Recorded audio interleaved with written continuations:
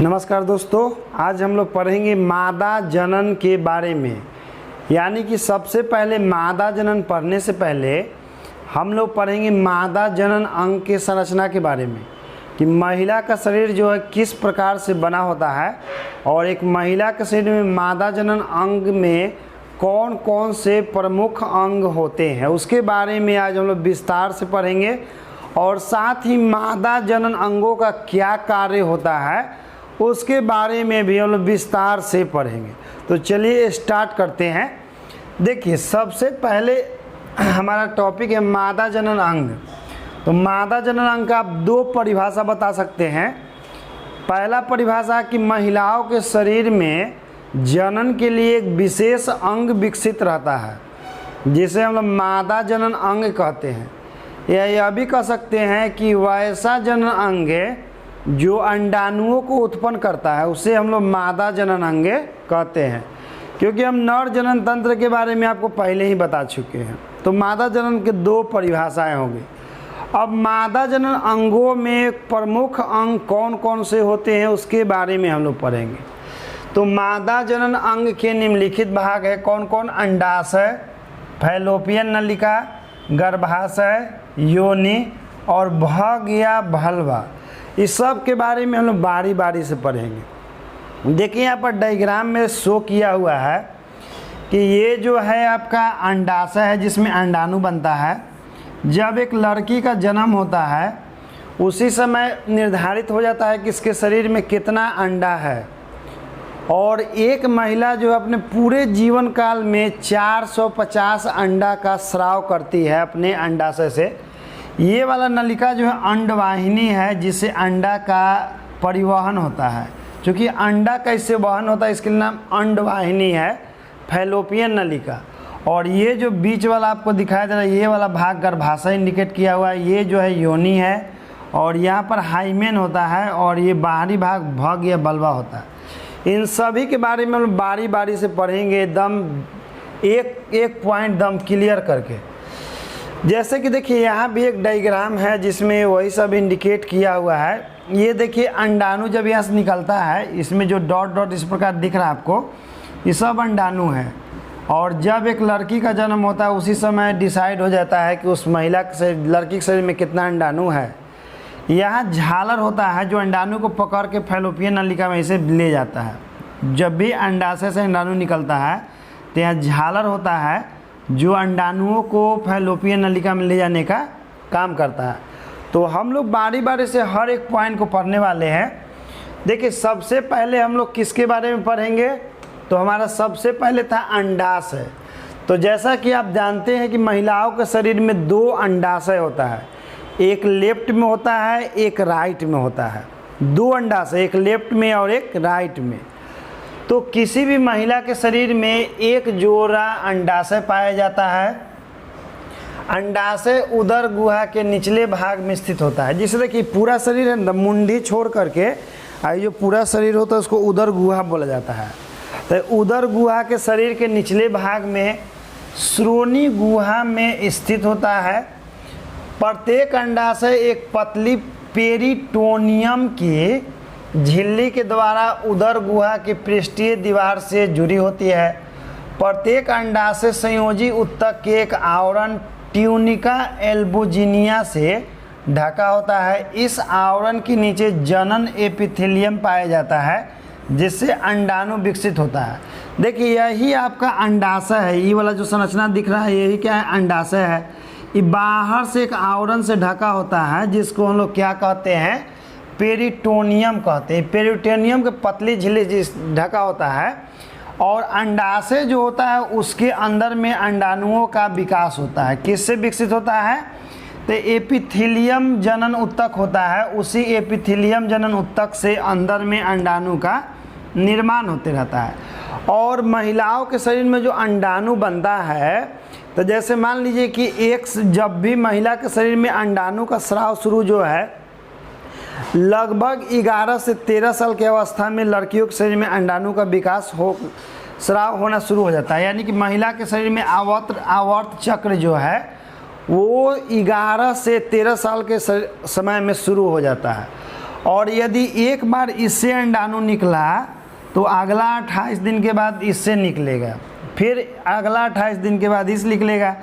एक ही बार में दोनों अंडाशय से अंडाणु का निष्कासन नहीं होता है, कभी इससे निकलता है तो कभी उससे निकलता है, अल्टरनेट निकलता है। जैसे 28 दिन पर इससे निकला तो फिर अगला 28 दिन पर उससे निकलेगा, फिर उससे निकलेगा। कैसे कैसे निकलता है, कितना दिन पर निकलता है, उस सब हम लोग बारी बारी से पढ़ेंगे।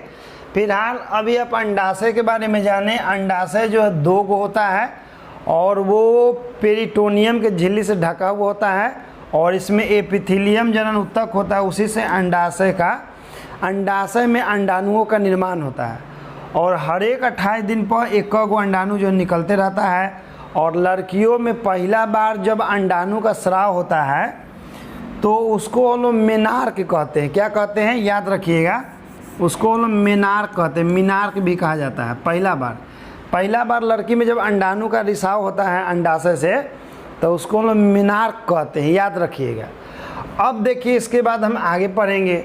यहाँ देखिए 2 ठो अंडाशय बनाया हुआ है। ये जो आपका पूरा अंडाशय है और एकरा में जब अंडाणु निकलता है तो ये फैलोपियन नलिका इसके माध्यम से आगे बढ़ता है। यहाँ भी देखिए, यहाँ झालर है, यही झालर है जिसका काम होता है कि अंडाशय से निकलने वाले अंडाणुओं को पकड़ करके अब फैलोपियन नलिका में भेज देना।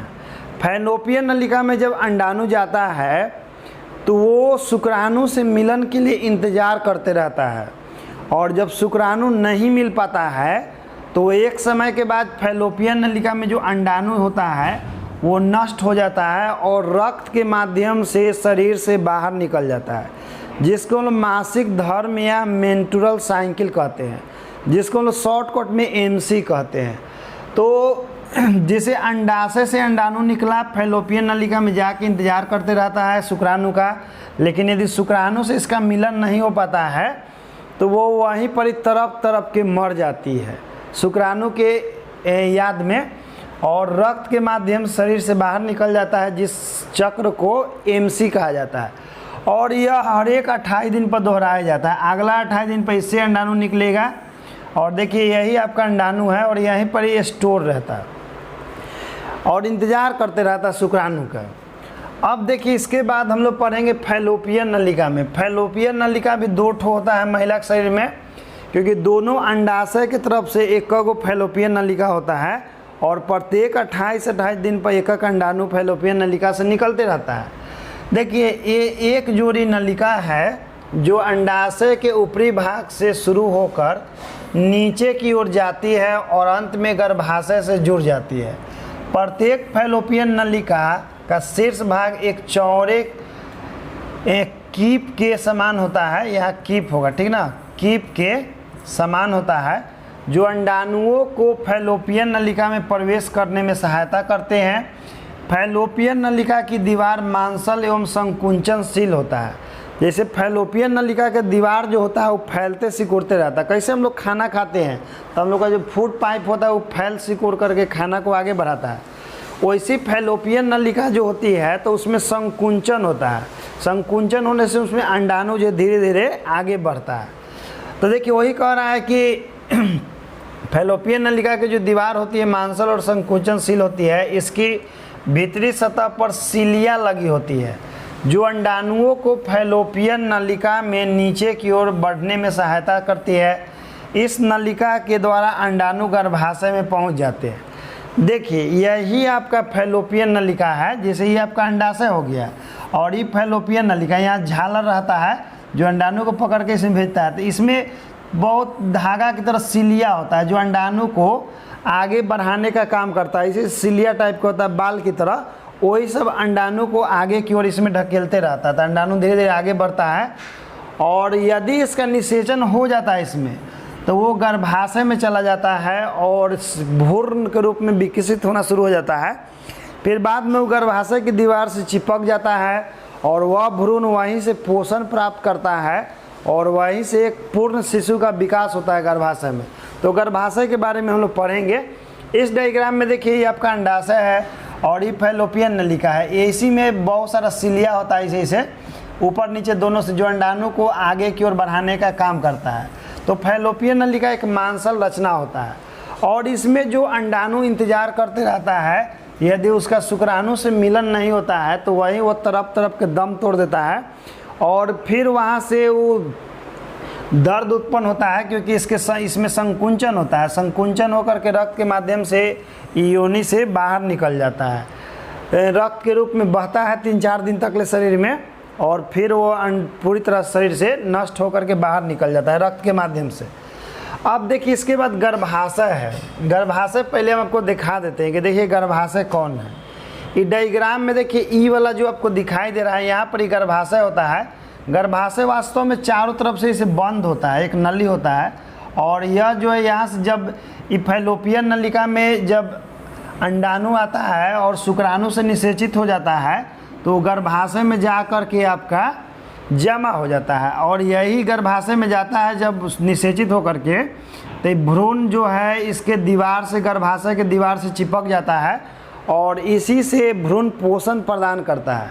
तो गर्भाशय के बारे में देखिए हम लोग पढ़ेंगे यहाँ पर कि गर्भाशय जो है यह एक मोटी दीवार वाली पेशीय थैली के समान होता है, जिसे बताया नहीं कि थैली के आकार का होता है, और जो मूत्राशय तथा मलाशय के बीच श्रोणि गुहा में स्थित होता है।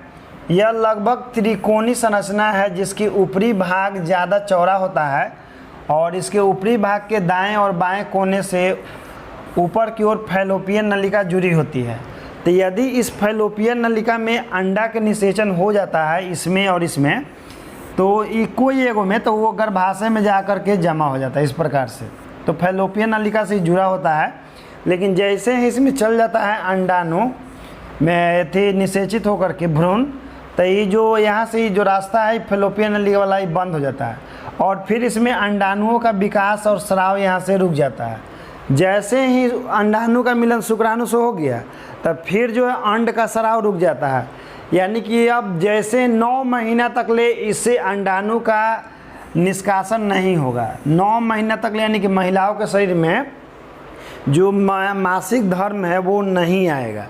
जब एक बार अंडाणु और शुक्राणु का मिलन हो जाता है और वो चला जाता है गर्भाशय में, तो गर्भाशय की दीवार जाके धीरे चिपक जाता है और वहीं से पोषण प्राप्त करने लगता है।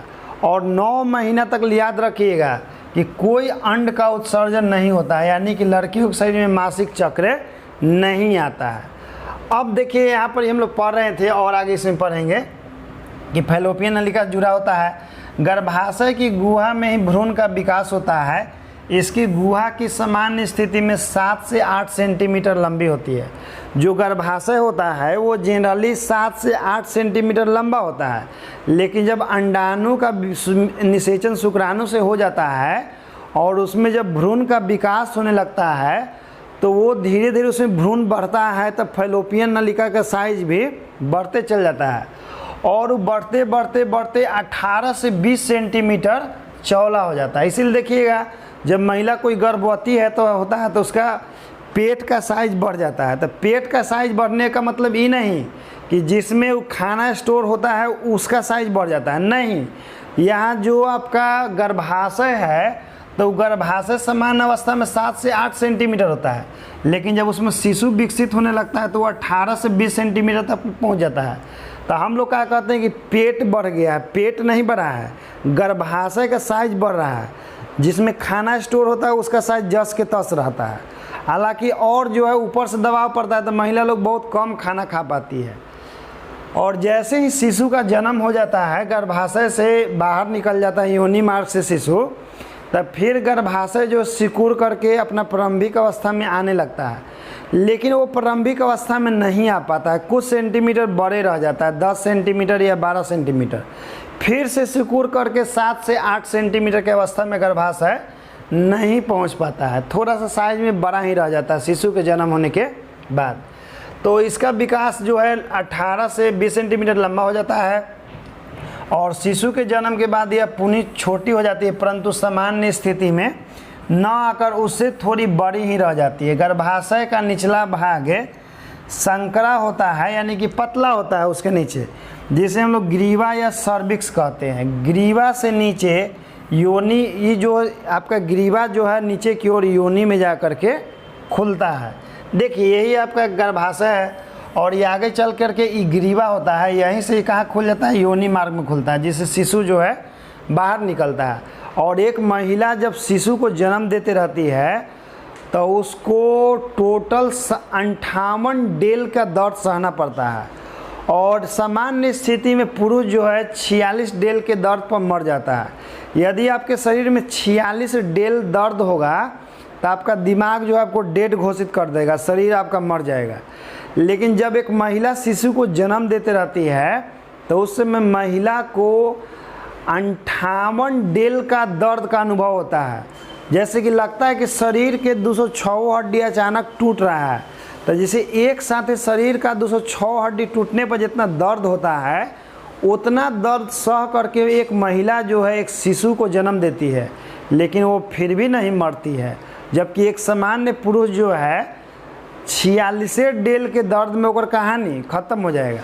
तो इसको आप कह सकते हैं कि एक महिला के लिए शिशु का जन्म देना ये किसी चमत्कार से कम नहीं है, क्योंकि देख रहे हैं कि सामान्य स्थिति में एक पुरुष 46 डेल के दर्द में अपना दम तोड़ देता है, और वही महिला जो एक शिशु को जन्म देते समय 58 या 57 डेल के दर्द का अनुभव करता है, लेकिन फिर भी वो नहीं मरती है।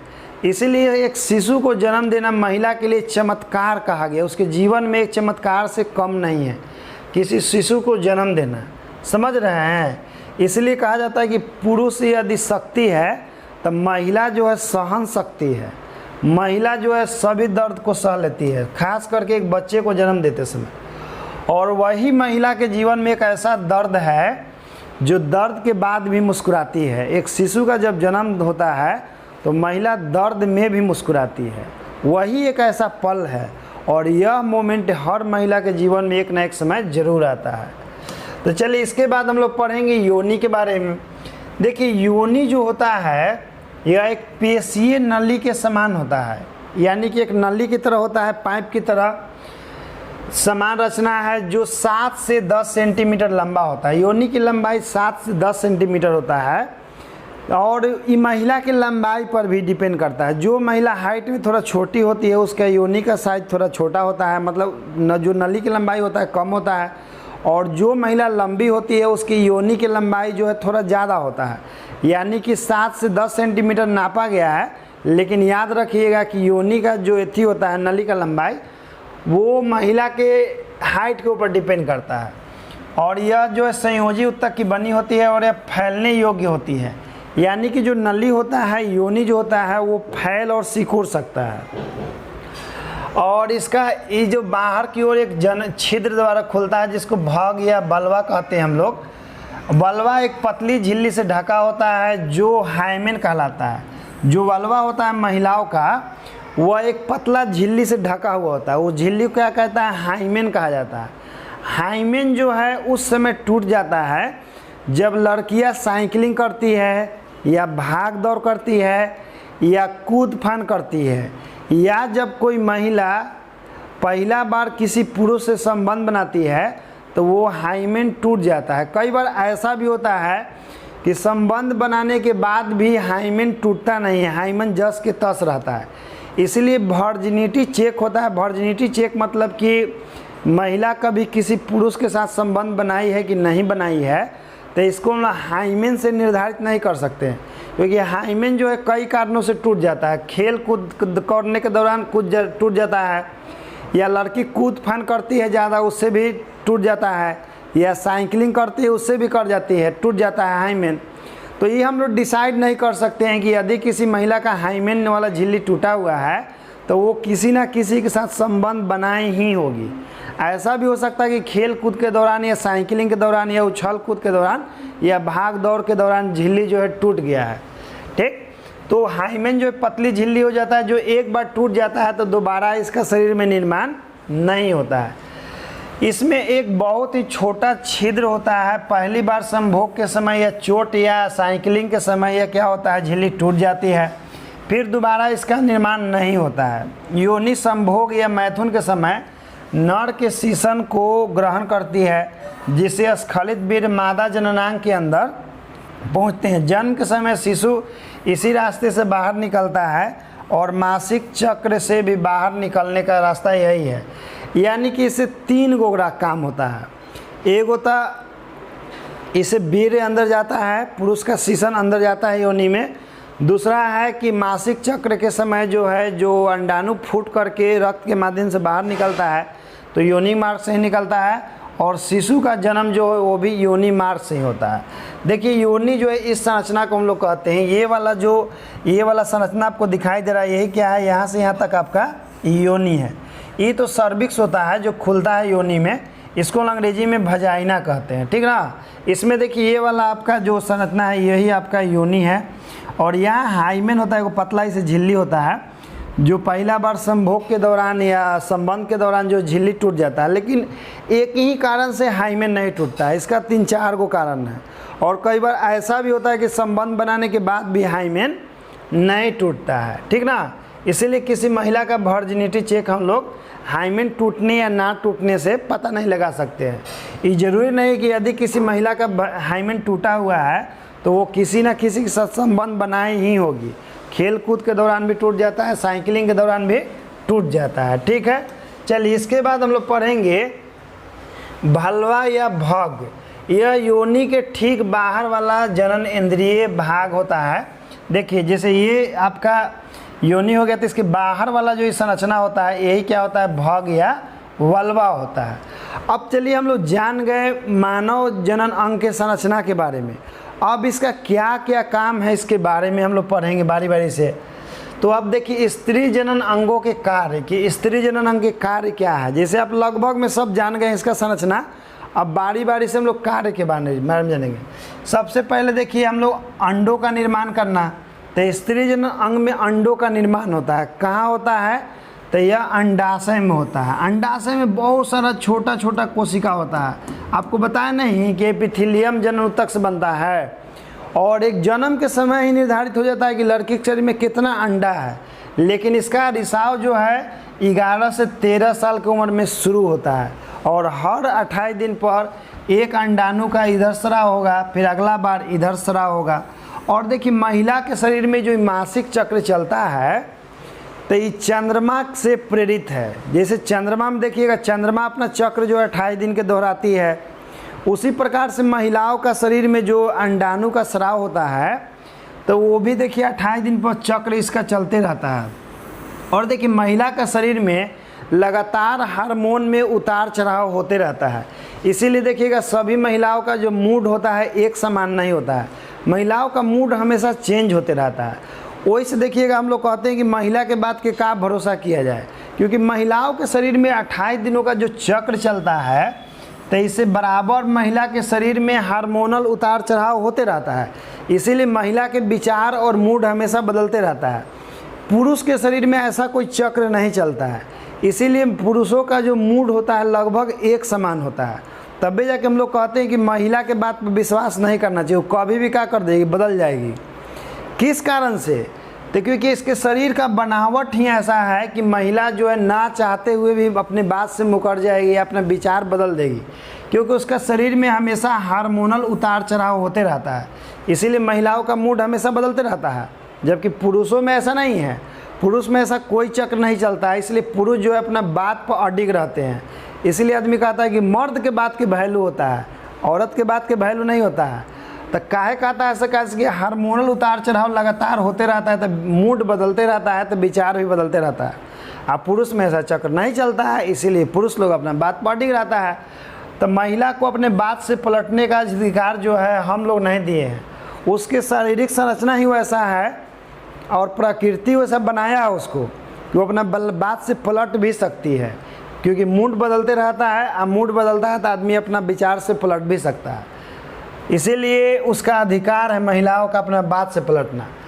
अब देखिए दूसरा काम है कि मैथुन के समय, यानी कि पुरुष और महिला का जब संयोग होता है तो उसी को हम लोग मैथुन कहते हैं। तो मैथुन के समय योनि द्वारा शुक्राणुओं को ग्रहण करना, यानी कि महिला का जो योनि है, ये वाला पार्ट है वजाइना, इसमें जब पुरुष का सीसन प्रवेश करता है और संभोग के दौरान शुक्राणु का स्खलन होता है, तो शुक्राणु जो है इसी रास्ते से महिला के शरीर में प्रवेश करता है, और ये जो अंडाणु फैलोपियन नलिका में होता है इंतजार करते रहता है उसे जा करके निषेचन करता है। निषेचन के बाद वो जो है गर्भाशय में चला जाता है और वहीं पर शिशु का विकास होता है।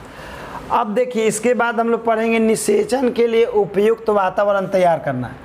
जैसे महिला के शरीर में जब शुक्राणु प्रवेश करता है तो शुक्राणु जो है 4 से 5 दिन तक ले जिंदा रहता है। वही शुक्राणु को यदि आप शरीर से बाहर किसी सूखे स्थान पर इसे गिरा देते हैं तो वही शुक्राणु जो है 1 घंटा में उसमें जितना भी शुक्राणु होता है सब 1 घंटा के अंदर मर जाता है।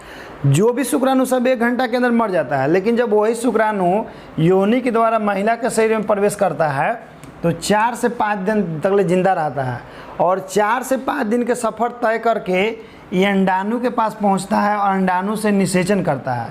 तब जाके भ्रूण का विकास होता है और भ्रूण जो है जा कर के गर्भाशय में विकसित होता है।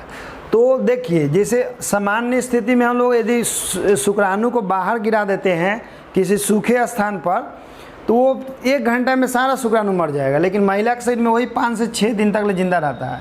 तो हम लोग कह सकते हैं कि महिला का शरीर जो है वैसा वातावरण मुहैया कराता है, उपलब्ध कराता है कि शुक्राणु 4-5 दिन तक जिंदा रहता है।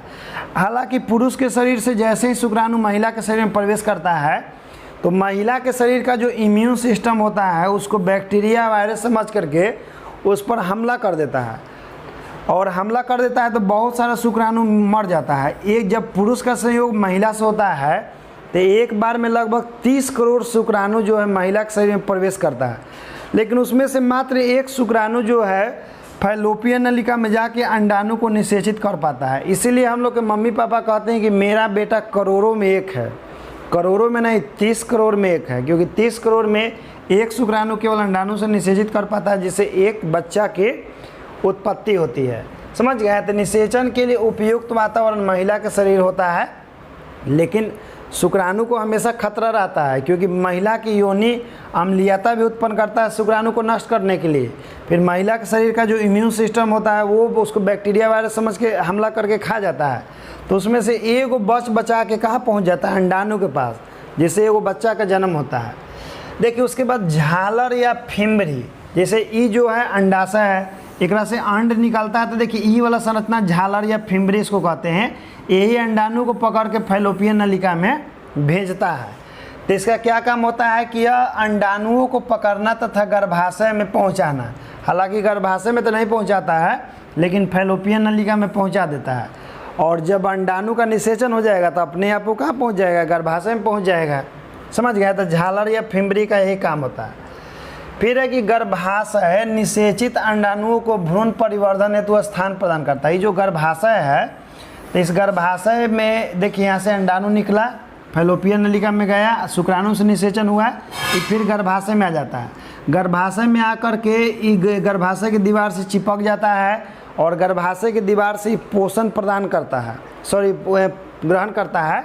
और फिर आगे चल के एगो गर्भनाल से भ्रूण विकसित होता है तो गर्भनाल से जुड़ जाता है जिसको नाभि कहते हैं। और उसी नाभि के माध्यम से शिशु के शरीर में पोषण पहुंचता है रक्त के माध्यम से।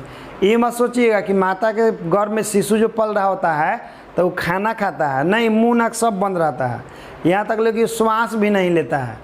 उसको पोषण कहाँ से मिलता है? तो जो महिला के शरीर में जो गर्भनाल होता है, जो गर्भाशय की दीवार जुड़ा होता है, देखिए यही गर्भनाल है, ये शिशु के नाभि से जाकर जुड़ा होता है। तो यही नाभि के माध्यम से शिशु के शरीर में पोषण पहुंचता है। शिशु न श्वास लेता है न मुंह खोलता है, इसी के माध्यम से रक्त के माध्यम से शिशु के शरीर में सारा पोषण पहुंचता है और शिशु विकसित होता है। जब जन्म होता है शिशु का तो गर्भनाल काट करके किसी धागा से या चिमटी से बांध दिया जाता है और फिर वो जो शरीर से वो निकाल दिया जाता है। जो बाकी गर्भनाल महिला के शरीर के अंदर जुड़ा होता है। तो शिशु के विकास के लिए समय पोषण करना, यानी कि जितना दिन तक ले शिशु माता के गर्भ में रहेगा उतना दिन तक ले महिला के शरीर जो है उसको पोषण प्रदान करेगा। तो महिला के शरीर में सब भाग नहीं, जो गर्भाशय होता है गर्भाशय से ही गर्भनाल जुड़ा होता है और इसी गर्भनाल के माध्यम से शिशुओं को पोषण मिलते रहता है और शिशु विकसित होते रहता है। और शिशु महिला के शरीर में अपना एक्टिविटी भी करता है, 4 महीना 5 महीना के हो जाने के बाद हिल डुल करता है, ठीक ना। और जब पूर्ण विकास हो जाता है शिशु का तो 9 महीना के बाद एक पूर्ण विकसित शिशु का जन्म होता है। तो शिशु के जन्म को हम लोग कहते हैं प्रसव कहते हैं। क्या कहते हैं? प्रसव। ठीक है, तो इस वीडियो में इतना ही। आगे हम लोग पढ़ेंगे कि अंड जनन और शुक्राणु जनन, यानी कि अंडाणु और शुक्राणु का निर्माण कैसे होता है और किन कोशिकाओं से होता है। ठीक ना, आगे बहुत डिटेल में हम लोग पढ़ेंगे। यहाँ तो हम लोग पूरा संरचना जान गए, लेकिन अंदर में अब सब का हम लोग पैथी पढ़ेंगे कि प्रत्येक कोशिका कैसे बनता है, अंडाणु कैसे बनता है, शुक्राणु कैसे बनता है, कब तक ले अंडाणु बनेगा, कहिए से अंडाणु बनना शुरू होता है। ठीक ना, सब चीज़ हम लोग बारी बारी से अगला वीडियो में पढ़ेंगे। तो इस वीडियो में इतना ही। जय हिंद साथियों।